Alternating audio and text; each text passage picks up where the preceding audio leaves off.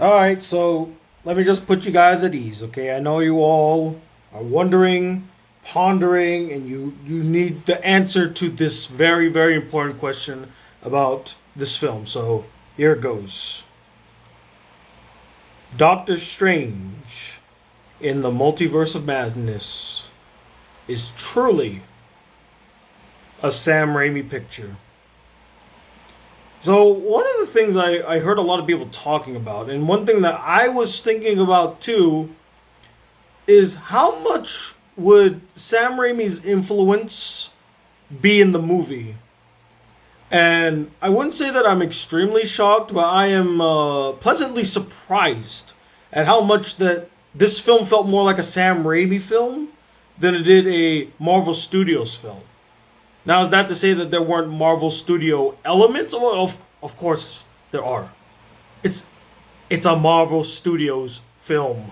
Of course, there is going to be some Marvel Studios shenanigans. I'm sure he had to take some notes from Kevin Feige's like, don't mess up the formula too much now, Sam. But other than that, carte blanche. Because my goodness, this film,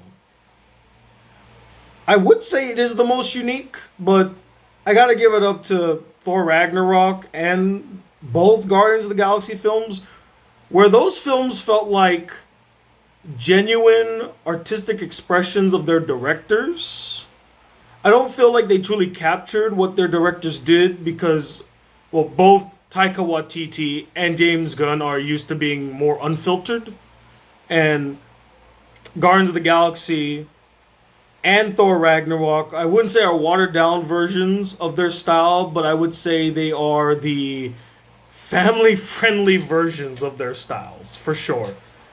This one, though, man, it feels right there, right in the ballpark of Sam Raimi. Now, Sam Raimi also is known to be very unfiltered with this style. After all, if you've seen Evil Dead, Drag Me to Hell, what's that one? Dark Man?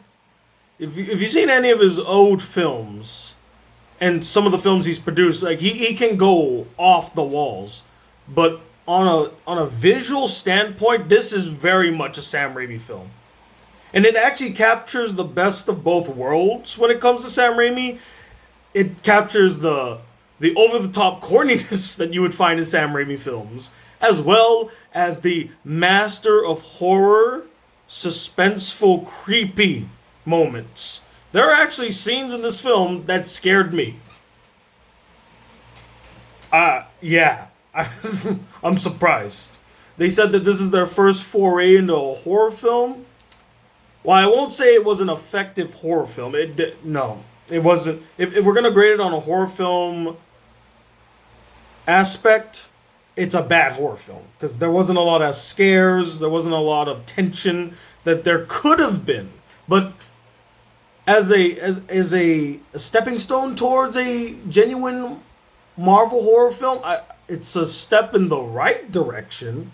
Like I said, there were so many scenes where either I got scared by something or something just looked really unsettling, really creepy, and I'm like, "Yep, that was Sam. That was Sam's input right there. He's the reason that shot is in this film. He's the reason that particular moment is in this film. Like he probably went to bat. He's like, I want this scene in this film, and it paid dividends because it was very effective. So yes, again, just to put your worries aside, it is very much a Sam Raimi film on both aspects. Over the top corniness, master of horror, creepy imagery, Sam Raimi. And again, it was a beautiful blend. But what did I think about the overall movie? What did I think about Doctor Strange and the Multiverse of Madness? I liked it's really good. Controversial take. I thought the first one was better. In my opinion, the first one was better. I will say in the Multiverse of Madness is a lot more entertaining, but on a story level perspective, I feel like there were some things where either the story dragged or it felt like padding. There's this one scene where, or not this one scene, but there's this an entire segment in the second half, or not the second half, the second act, I should say, where, let's be honest, it was fan service. It was fan service. Good fan service. Good fan service. I appreciated the fan service.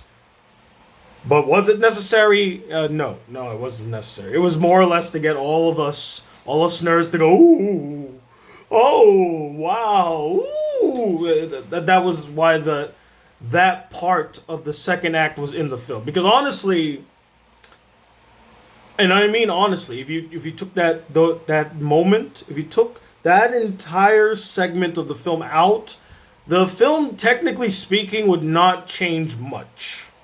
And that's the God honest truth. If you take it out of the film inherently wouldn't be so different. The acting's good. The girl that plays America Chavez, I cannot pronounce her name, and I will not butcher her name because she killed it. I would almost say she's the breakout star if it wasn't for the other breakout star who I will talk about in a bit. But the girl who plays America Chavez, instantaneously loved her. Like, I thought I would find her annoying. I thought I thought she would feel tacked on. No. She earned her place in this film. And she was wonderful. And I loved her arc. I loved the conclusion with their character. I cannot wait to see more. Honestly, I cannot wait to see her more in this universe.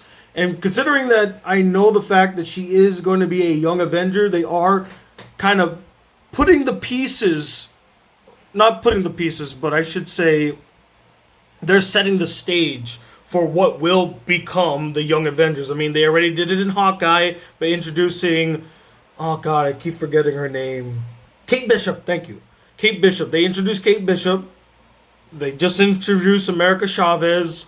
They're probably going to introduce Nova sooner or later. Nova's going to show up soon. So they're building up to the Young Avengers. There's no question in my mind we're going to get the Young Avengers one day. What else? I do like Benedict Cumberbatch. And no, that wasn't me mispronouncing his name, because I am a Cumberbatch, and I will always be a Cumberbatch, because I love Benedict Cumberbatch. He's just a wonderful actor, honestly. And I still cannot believe I live in a world where both Robert Downey Jr. and Benedict Cumberbatch were in a movie together, both of which played Sherlock Holmes, and both of them had Rachel McAdams as a love interest, one in the Marvel Cinematic Universe and one when he was playing Sherlock Holmes. Makes sense of that in the multiverse somewhere. So I did like Cumberbatch. His arc, I'll get to that a little later when I address my problems with the film. But overall, he was entertaining. Visually speaking, I thought the visuals ranged from really fantastic to, man, that could have used a little bit more work, or it feels like they really did rush this film. The first act alone, man, that CGI really still needed some more work. There's a fight at Comertage where I swear to God, it always felt like I was staring at people standing on a green screen. Or in a green room, I mean. Because, God, it just looked uncanny in the worst way possible. Uncanny in the worst way possible. But now to get to the breakout star outside of Miss America Chavez, and that, of course, is Elizabeth Olsen as I almost said the Black Widow. What was I thinking? Wanda Maximoff, a.k.a. the Scarlet Witch. I think a lot of people, they will be polarized by this performance. I say that because she feels like a Sam Raimi villain. Like almost unequivocally a Sam Raimi villain. Like if she could have easily have been in one of the Spider-Man films. That's how much of a Sam Raimi villain she was. In fact, she reminded me of one of the Sam Raimi villains from Spider-Man. I won't say who, just to not spoil anything, but she very much reminded me of one of the Sam Raimi villains in a Spider-Man movie. And I really liked her arc in the film as well. And I like that she wasn't just a villain because she was a villain with purpose who was driven by her emotions. This is basically the sequel to WandaVision. Unequivocally the sequel to WandaVision. It's a sequel to WandaVision. It's a continuation of the multiverse arc from Spider-Man No Way Home, which I'm just going to say right up front, no tie-ins to Spider-Man. There's one mention to it. There's one mention and that's it. But other than that, what happened in No Way Home has no connection at all to in the Multiverse of Madness. I just want to warn you off bat so that you don't expect a tie-in. There's no tie-in. There's no tie-in. Okay? No tie-in. But yeah, I really was surprised at how well they handled the Scarlet Witch in this film. And I liked that they gave her motivation that was understandable. She wasn't just evil to be evil. She had a reason for why she was doing it. And she was basically being manipulated by dark forces she truly didn't understand because her emotions got the better of her. And she used any sort of reasoning to justify her actions, while also not seeing the hypocrisy of her actions.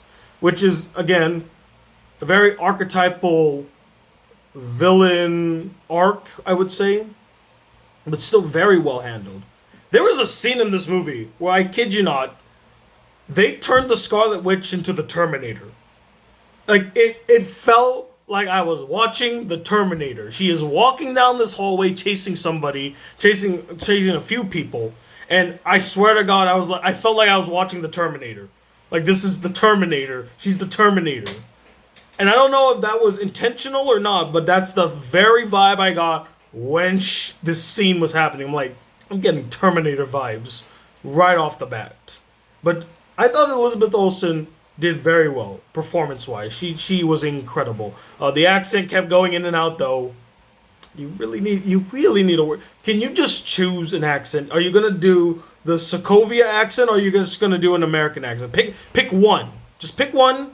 And I think everybody will forgive you. I promise you, we will all forgive you. I promise. Now, for problems that I had with the film, there wasn't a lot of problems. I felt like the first act was a bit shaky and not a bit rushed. It was a bit shaky and very rushed. And then again, I mentioned already that the CGI in the first act wasn't all that great. As the film went on, the CGI got better. I promise. The CGI got better. Another thing that I had a problem with was that they gave Doctor Strange no pun intended, but they gave him a very strange and out of left field sub-arc where they kept asking him about whether or not he was happy. And this was a reoccurring thing throughout the film. And I didn't understand why this had to be a sub-arc. Now, I get that thematically speaking, it ties into the overall story, and it makes sense. However, considering where the character was at the end of, first off, his first film, and at the end of Endgame, there was no real build-up to this whole I'm feeling sad about myself. It almost felt like he accepted his role as Earth's defender, Earth's protector, and there was no regrets. And then all of a sudden now he has emotional turmoil happening within him that he's not expressing, and maybe he should go seek a therapist or something.